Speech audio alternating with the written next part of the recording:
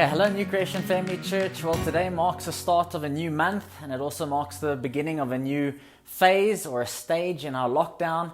I think it's been 78 days since we met last in our auditorium. I think it was the 15th of March, which was our last public celebration.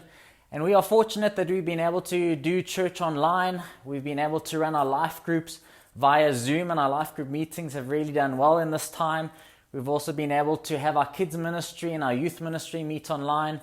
We've also run our courses via Zoom, and they've been very successful. I think over 100 families have been able to connect with us during our online service. And yeah, we're very grateful for the platforms that we've been able to utilize during this period. We have also been able to continue to meet the needs of our community and be the church. Church hasn't been closed. And I just want to thank you for your generosity. We've been able to assist many families, I think over 30 families in our church, to meet their financial needs during this time. I know it's been very difficult for many people, and we've wanted to focus on meeting the needs of those in our church. So thank you for your generosity. I also want to thank the Barnabas Committee, who have spent time knowing how to distribute the money that has come in to meet the needs of those in our local church. Then we've also looked at impacting our community, and we've looked at three different circles. The first circle has been our Barnabas Fund. The second circle, CIA, Crisis in Action, which is our community that we are in relationship with through our Nganyama program, and also the aftercare in our Windsor community. And we've been able to assist 93 families. We've spent over 150,000 Rand assisting those families.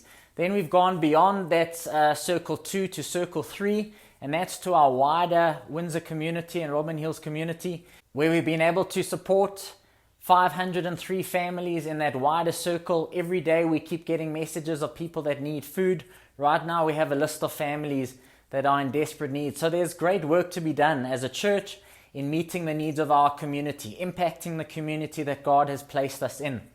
I also want to say that church is definitely not closed. So even this idea of church reopening again and having public services, we have been open the whole time, and we have been really trusting God to impact our community. As you all are aware, that the President has announced that the places of worship can now resume or open again this coming Sunday.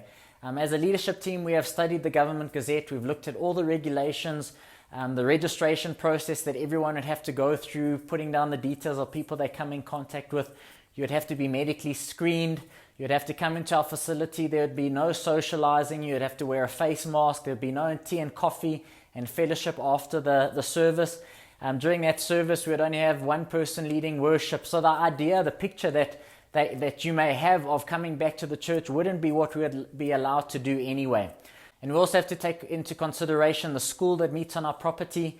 If we had a few infections in the church, the property could be shut down for 2 weeks. So we have a ministry, a whole big ministry we need to think about.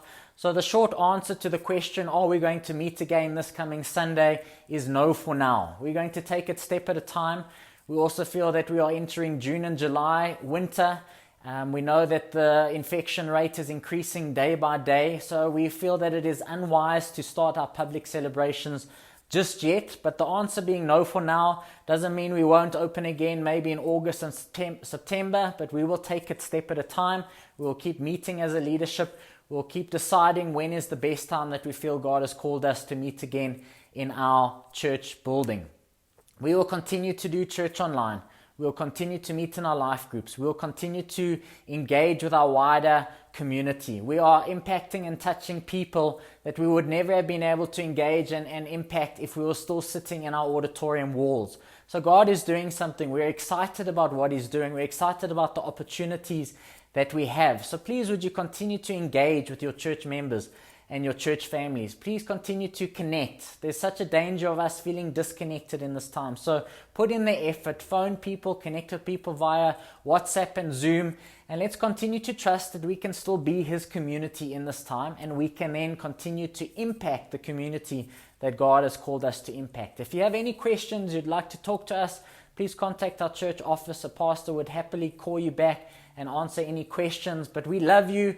We are with you. We are excited for what God is doing in stage 3. So let's continue to be the church and be who God has called us to be.